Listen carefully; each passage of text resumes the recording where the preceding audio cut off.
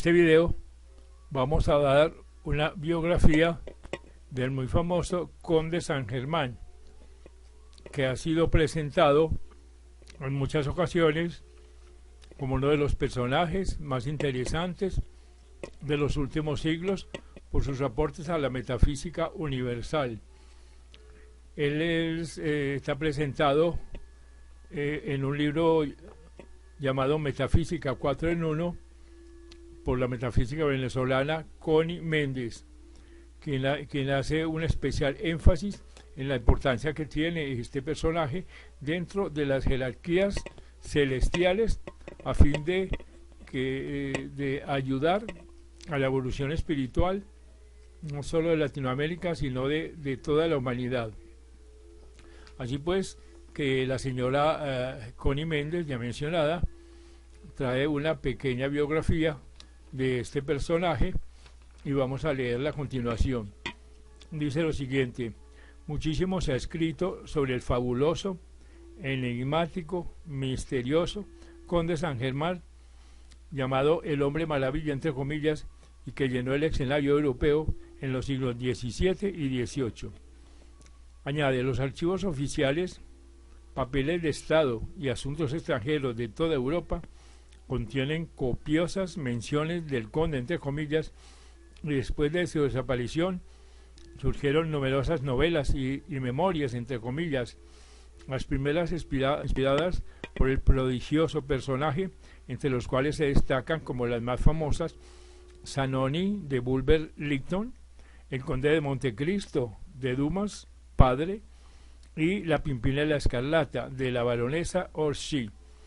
Al conde lo rodean dos corrientes, una de celos y envidia porque gozaba de confianza y la admiración de reyes, sabios y estadistas más destacados de Europa, y la otra corriente de profundo respeto y afecto, en el cual participaban las órdenes esotéricas, las sociedades secretas y las sectas ocultistas de todas partes. La primera corriente procuraba hundirlo, encarcelarlo, desterrarlo a donde fuera llegando, tildándolo ya sea de traidor cuando más, de charlatán cuando menos. Sin embargo, jamás fue sorprendido en la más leve traición a la confianza que era depositada en él, ni sus grandes riquezas, entre comillas, fueron jamás extraídas de aquellos con quien establecía contacto. Así pues, todo esfuerzo para investigar la fuente de sus recursos resultó infructuoso. No utilizaba ni bancos ni banqueros.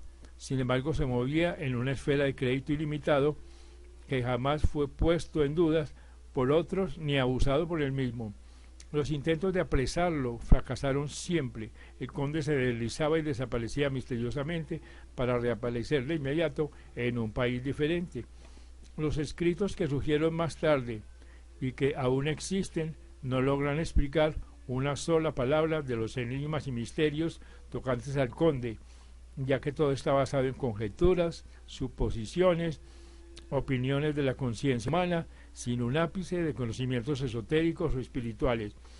La verdad sencilla respecto al conde San Germán es que era un iluminado, un adepto, un enviado especial de la jerarquía blanca para cumplir múltiples misiones con numerosísimas obligaciones.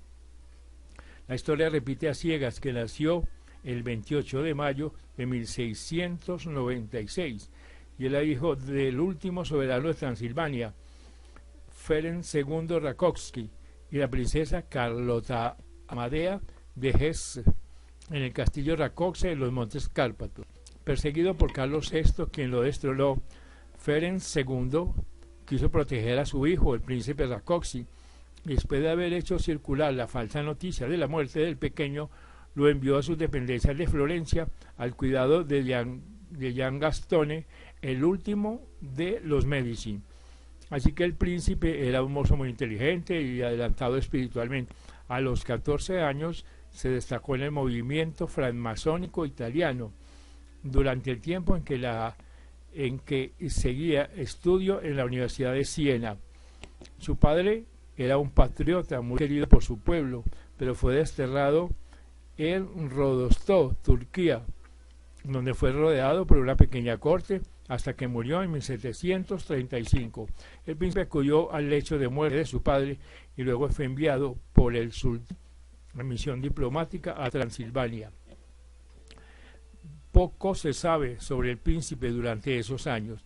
La historia húngara no la trata con simpatía cuando lo llama, entre comillas, hijo de una alemana que nunca vivió en Hungría, que creció alejado de la tradición Rákóczi como un extraño en el pueblo de su padre. Y en ese mismo silencio, en ese mismo año, acusa por segunda vez su, entre comillas, muerte temprana. Es importante que el estudiante se percate, dice la señora Connie Méndez, de todas las aparentes contradicciones para que vaya absorbiendo lo que la evidencia sugiere. A pesar pues de que se manifestaba un muchacho adelantado espiritualmente, el príncipe jamás dio ninguna prueba de las facultades que más tarde desplegó.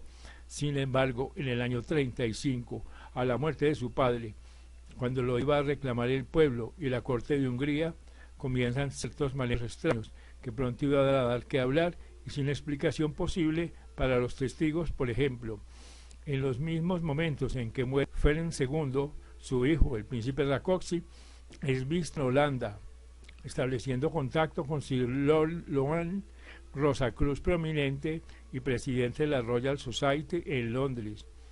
Cuando el sultán lo está utilizando en Turquía, el príncipe es huésped del Shah de Persia. Así que el príncipe muere, entre comillas, históricamente, públicamente, un año después de su padre, cuando los acontecimientos lo iban tal vez a atar a una vida oficial en Hungría, y apenas muere, entre comillas, en Turquía o en Transilvania, aparece en Escocia, donde vive misteriosamente hasta el año 1735. De allí se traslada a Alemania y Austria con misiones industriales, de donde sale a estudiar alquimia en la India. No vuelve a aparecer hasta el año 58, donde establece contacto con el mariscal Belle-Isle del ejército francés. Pero en todos estos años ha actuado bajo los nombres diferentes de Marqués de Montferrat, Conde Belamar, Caballero Schoening, Caballero Weldon, Monsieur de Surmont, Conde Solikov, etc. Ha llegado el momento de comenzar su misión en París y se da a conocer por el mariscal Isle con el nombre de Conde de Saint-Germain. Así pues, el mariscal Belle-Isle lo lleva a París, lo presenta a Madame de Pompadour, que a su vez lo presenta al rey de Francia, y comienza a desplegarse la magia desconcertante del conde Saint-Germain, ya que desaparece para siempre el príncipe Rákóczi, aunque la historia dice que para justificar su noble alcurnia ante el rey, le dijo en secreto su nacimiento y procedencia, lo cual fue de inmediato aceptado por su majestad. En el capítulo segundo, la señora Méndez de esta biografía dice lo siguiente: habiendo nacido el príncipe Rákóczi en el año 1696, cuando en 1758 llegó a París, contaba 62 años, sin embargo representaba solo 30 años de edad. El mundo veía en él un joven y noble señor de modales exquisitos, de gran dignidad, de impecable cortesía.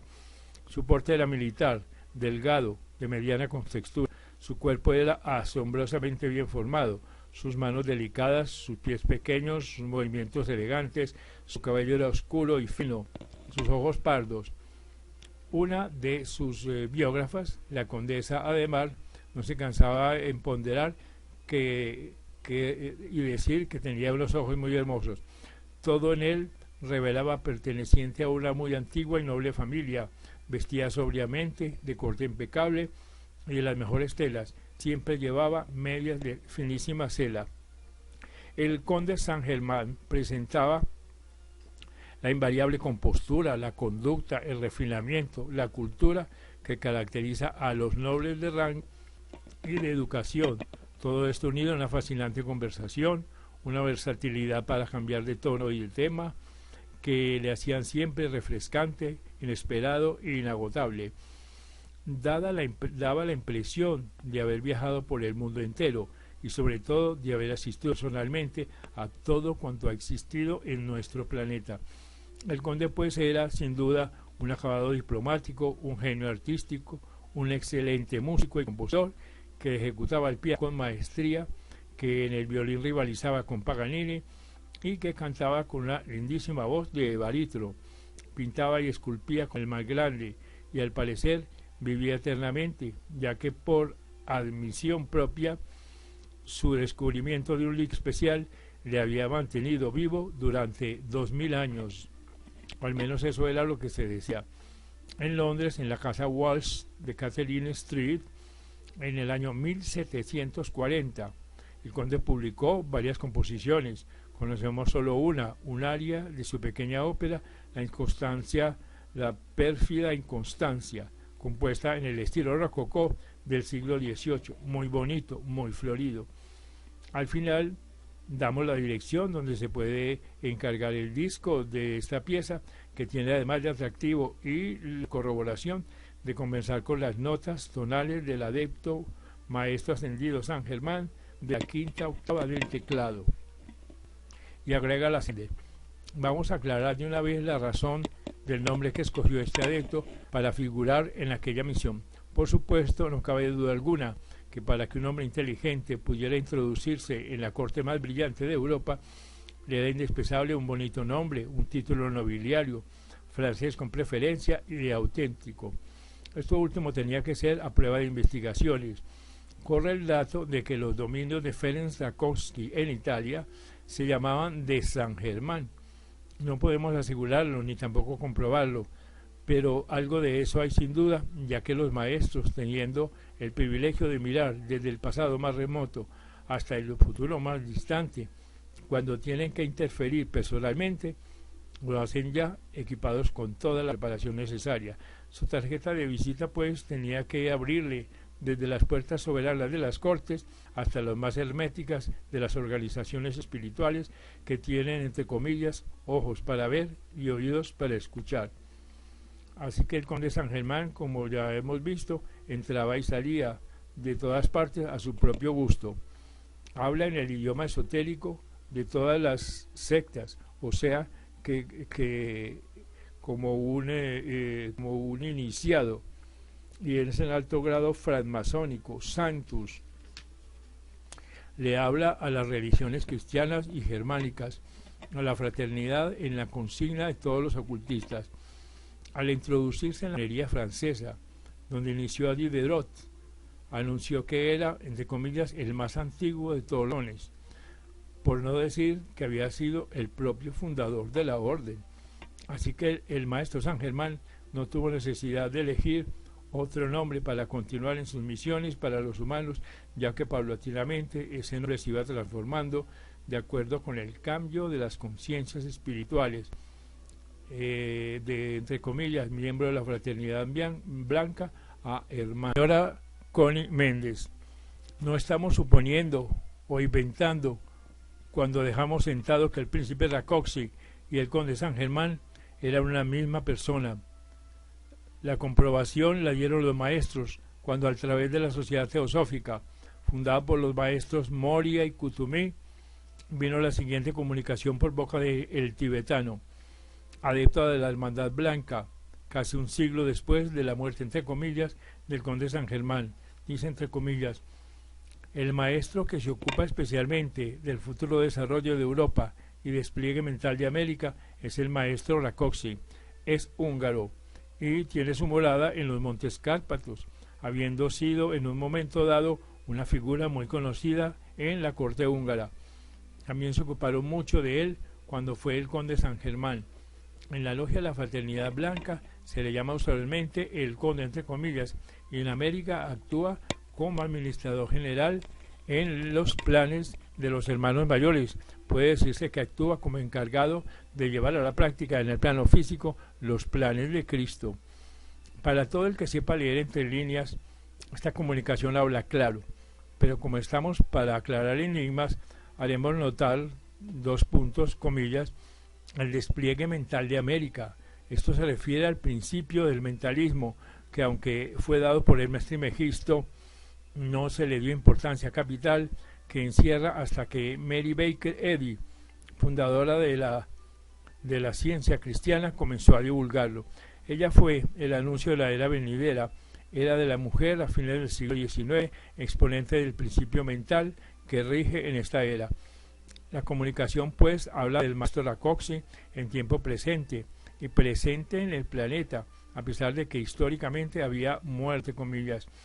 Dice textualmente, comillas, el maestro que se ocupa es, también dice, es húngaro y tiene su morada en los Cárpatos, que habiendo sido en un momento dado figura muy reconocida en la corte húngara, de hecho admite que al mismo tiempo fue el conde San Germán y agrega de quien se ocuparon mucho. Así pues, la esencia de la comunicación afirma que el príncipe Rakoczy se le llamaba en la fraternidad el conde, entre comillas, fundiendo sin disimulos a las dos entidades. Luego admite que el conde es el instrumento de la hueste ascendida en el continente americano y finalmente deja entrever lo que para la fecha de la comunicación no se había divulgado aún, y es que el maestro San Germán iba a ser el avatar de esta era de Acuario, trayendo, entre comillas, a la práctica, en el plano físico, o sea, manifestándose el Cristo de la era, como se manifestó en la era cristiana anterior, el Maestro Jesús. Así pues, los adeptos no tienen necesidad alguna de reencarnar para poder circular en la tierra y entre los hombres. Si es que tienen que entrar en nuestra atmósfera por un tiempo corto, hacen denso el cuerpo etérico y por consiguiente visible a nuestros ojos físicos. Y si es que tienen que cumplir una misión de larga duración, digamos de unos meses o unos años, ocupan un cuerpo prestado, entre comillas, lo cual requiere el gasto de mucho menor energía que el sistema anterior.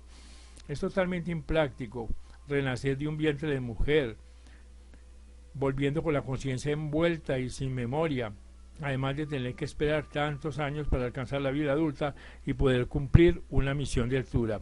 Así que la transfiguración, o sea, la ocupación de un cuerpo prestado, es el implante de un espíritu o ego en el cuerpo de un iniciado que esté dispuesto a ceder su cuerpo en vida o en el momento de morir. Este cuerpo ha de ser absolutamente sano y el ego que habita tiene que ser adelantado, ya que las altas vibraciones del espíritu que lo ocupará son muy fuertes. Así que el trasplante se hace gradualmente. Es de suponer que el maestro ocupó el cuerpo del príncipe Rakoczy en aquellos momentos en que se le declaró muerto, entre comillas. Es posible que sí lo haya aparentado a los que lo rodeaban. Nada de extraño tendría que el maestro hubiera fingido morir, ya que sabemos de dos otras ocasiones en que así lo hizo. Así que el adepto que ocupa un cuerpo prestado, entre comillas, tiene todo el poder para reformar la estructura atómica de ese cuerpo, de manera de adaptarlo a sus propias necesidades. Por esta razón, el conde San Germán no tenía necesidad alguna de comer ni beber, ya que disponía de la sustancia universal que obedece instantánea e incondicionalmente las órdenes de un maestro. Así que el propio maestro San Germán ha admitido haber ocupado unos 40 cuerpos prestados en diferentes ocasiones y por diferentes propósitos o misiones en la tierra. Sabemos que uno de estos fue el cuerpo de San José, esposo de María Virgen. Misión más delicada y misteriosa no la ha habido nunca, que sepamos. Después de 2000 y pico años se ignora la completa verdad. Otra ocupación de cuerpo prestado fue la del almirante Cristóbal Colón, destinado a encontrar sin perderse ni naufragar el nuevo mundo, entre comillas, anunciado por el Maestro Jesús, donde debían desarrollarse tantas nuevas dimensiones y conciencias.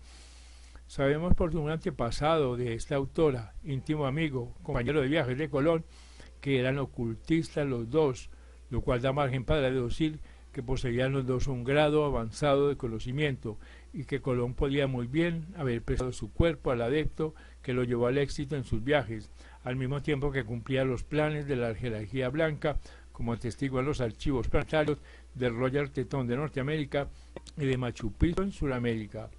Una tercera ocupación parece haber sido la del libertador Simón Bolívar, ya que las actuaciones del maestro San Germán siempre han sido en pro de la liberación de los hermanos, de naciones, de ideas, de almas.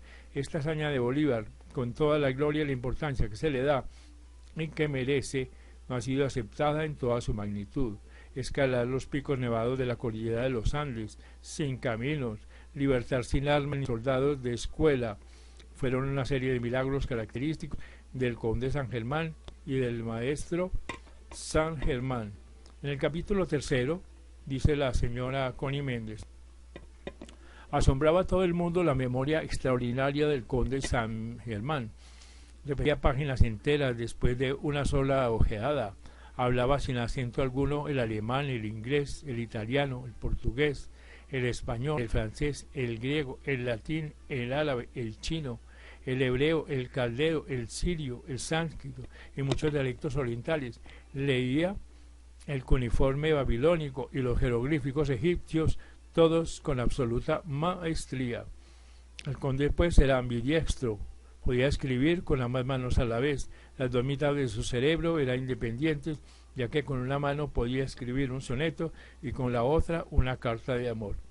Aunque jamás hizo alarde de sus poderes ocultos, el conde actuaba espontáneamente como un mago blanco, un cabalista, un hermetista, un alquimista, un ilusionista, un templario, un gnóstico, un francmasón y un rosacruz.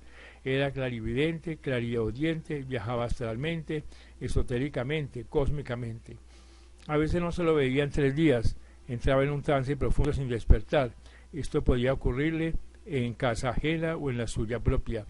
El historiador Beners, Franz Glaffer, relata que un día, en medio de una conversación con el conde, de pronto lo vio ponerse pálido, rígido como una estatua. Sus ojos, usualmente tan expresivos, se hicieron incoloros y sin vida.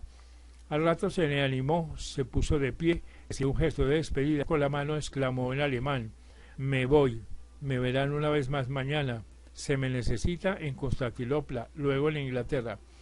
Por ahora tengo que ir a preparar 2 inventos que verán en el próximo siglo, un barco y un tren». Tenía el hábito desconcertante de entrar en la cámara del rey sin recurrir a las puertas, simplemente aparecía y desaparecía sin disimular su facultad. En las reuniones se amenizaba relatando detalles de sus conexiones con Cleopatra, con Jesucristo, con la reina de Saba, con Santa Isabel, con las cortes de los Valois, con Santa Ana, con la antigua Roma, con Rusia, Turquía, Austria, China, Japón, la India, y tan pronto imitaba a Francisco I, como revelaba altos secretos de Luis XIV, y de todo hablaba con la mayor aplomo del que desplegaría el propio encargado de negocios de cada personaje. Se dice que en una ocasión en que relataba un episodio muy remoto, se detuvo con un pequeño aire de confusión y le dijo a su valet en pie: «¿Fue así el asunto, no, Roger?». Y Roger le respondió: «El señor conde olvida que yo solo tengo 400 años con él. Eso ha debido ocurrir en tiempos de mi predecesor». Por lo cual preguntamos aquí, ¿en dónde coloca Roger con respecto a la teoría del nacimiento en el castillo de Rákóczi? Por supuesto que todos estos prodigios son catalogados por la humanidad corriente en términos de magia, blanca o negra, según sea buena o mala, pero como todo tiene una explicación perfectamente natural, a los seres humanos heredamos el mismo derecho legado por el Padre Divino, Creador nuestro. Será bueno que se aclare el misterio de cada uno de los anteriores enigmas. Cuando el ser humano alcanza su última encarnación en la Tierra, se dice que es candidato para la ascensión. ¿Qué es esto? La ascensión ocurre porque la persona se ha desprendido de todas las ataduras con el planeta Tierra y con sus familiares y el hogar, y al lograr limpiarse de toda la energía negativa, va llenando sus células de luz. Llega el momento en que la magna presencia yo soy lo atrae hacia ella y lo extrae de la tierra. Se ha vencido pues la gravedad de la tierra.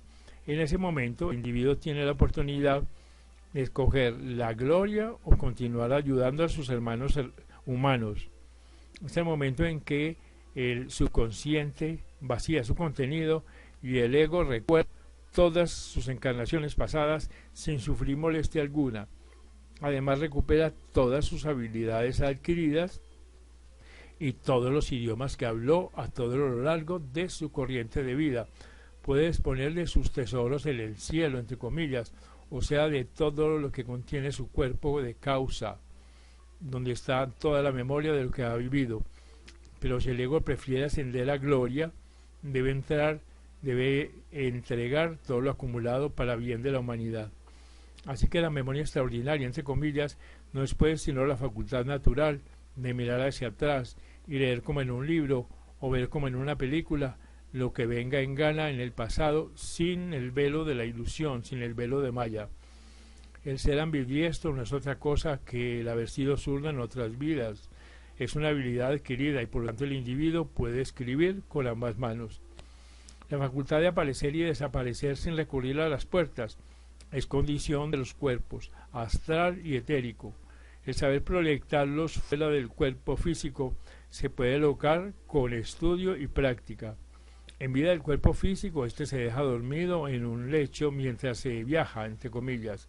Ayuda mucho el saber primeramente que al solo pensar en un lugar o en una persona se está allí con ella. En cuanto a Roger, esta vez la prueba más consciente de que ambos estaban ocupando cuerpos prestados en aquel siglo. Así que Roger manifestaba ser pupilo, iniciado y servidor inseparable del maestro. En el capítulo 4 dice la señora Connie Méndez: el problema del dinero, entre comillas, es uno de los que más preocupa a la humanidad. En todas las crónicas respecto a donde se manifiesta una gran curiosidad por saber de dónde provenían las sumas que aparentemente derrochaba en sus joyas esplendorosas, para costear su vida en la corte, para ataviarse tan noblemente. Sin los conocimientos espirituales que enseña la actividad yo soy, no queda otra respuesta que la alquimia.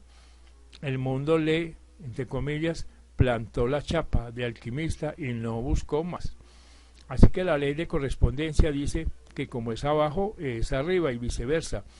La alquimia sí existe en todos los planos, solo que como vamos descubriéndolo en todo, las cosas se hacen más sencillas, más livianas, más rápidas a medida que se asciende en el plano espiritual, y por el contrario, se hacen más pesadas, más retardadas, cada vez más laboriosas a medida que se desciende en el plano material.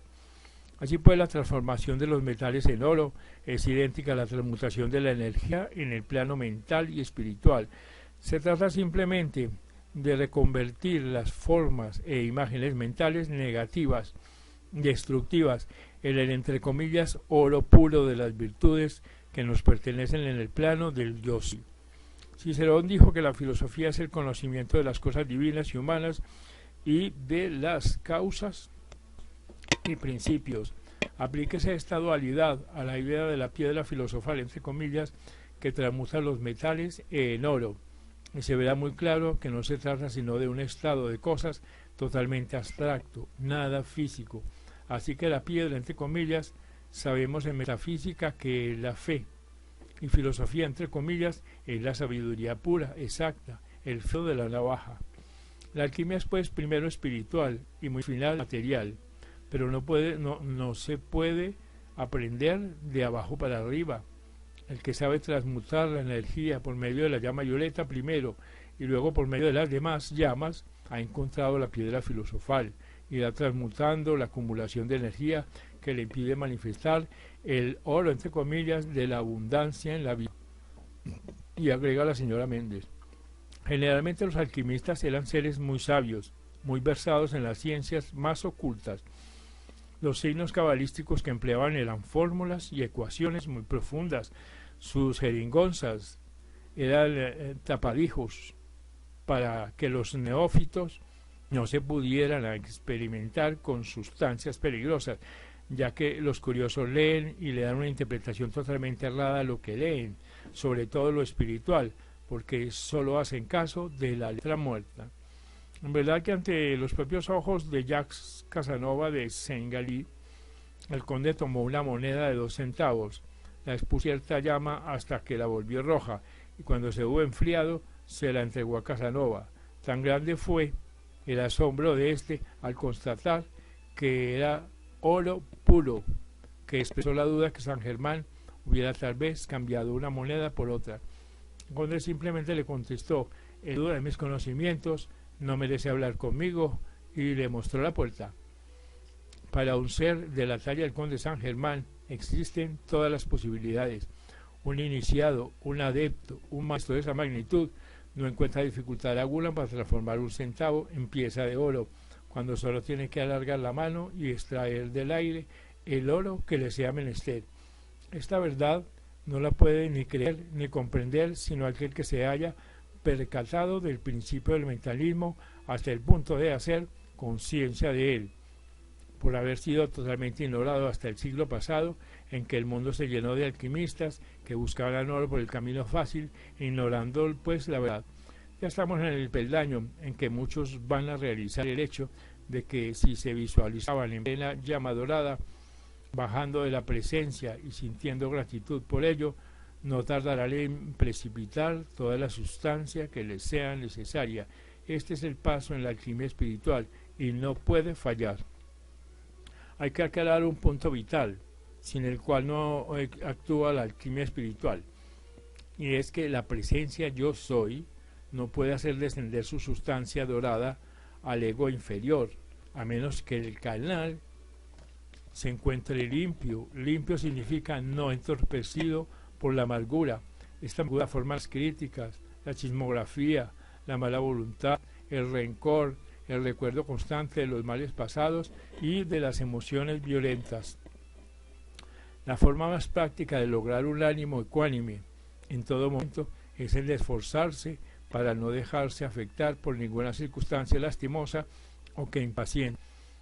Y agrega la señora Méndez: cuida tu alegría y tu buen humor, ya que toda pérdida de paciencia, toda consideración con el error te será cobrado con creces, no solamente porque afecta tu receptividad del bien que desea darte tu presencia yo soy, sino que cuando llegues a esas alturas de alquimia espiritual, tus cambios de ánimo, tus fluctuaciones emocionales afectan destructivamente a todo tu ambiente y a tus familiares y relacionados, y si eres jefe de grupo, a todo tu grupo.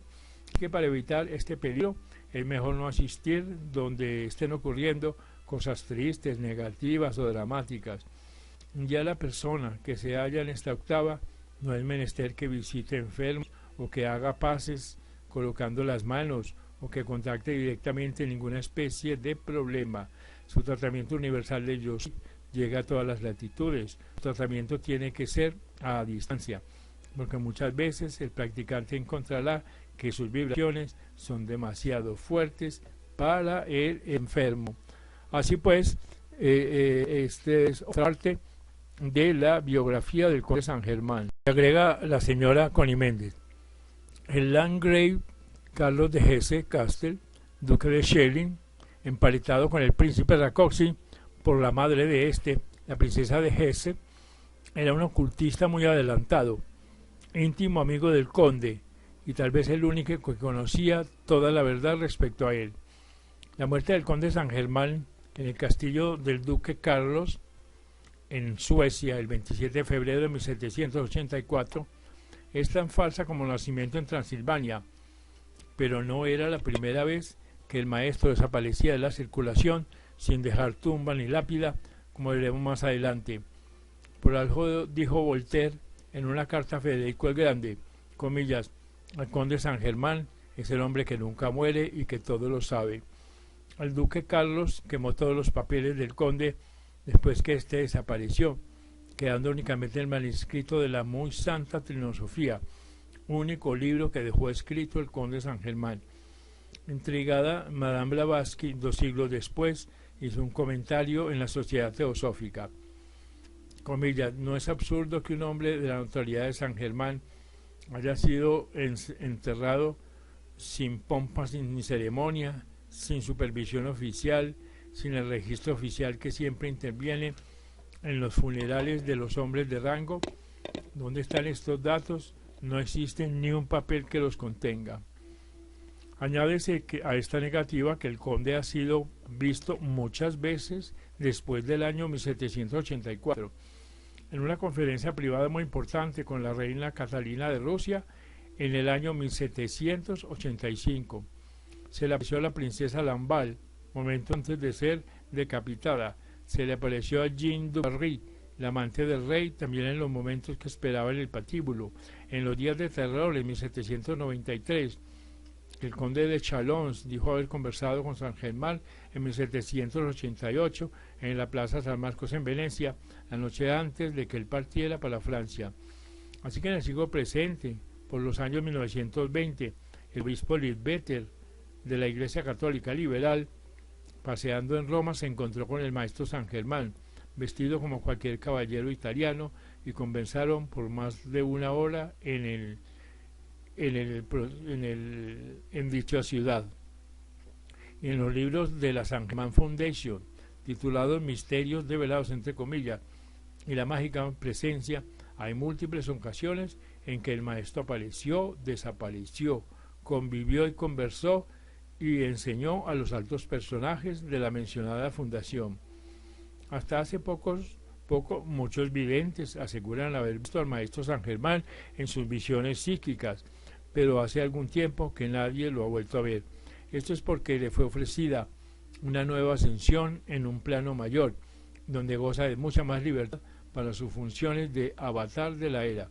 Sin embargo, el señor Mahachohan dijo en una comunicación muy reciente que al maestro le falta contacto con la parte física que antes tenía.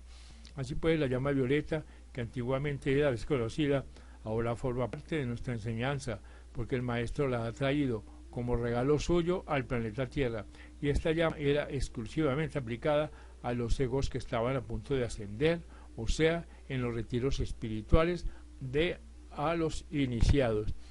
Esta pues es una más o menos amplia bibliografía del conde de San Germán, que es un personaje tan importante en los tiempos modernos para el desenvolvimiento espiritual de la humanidad.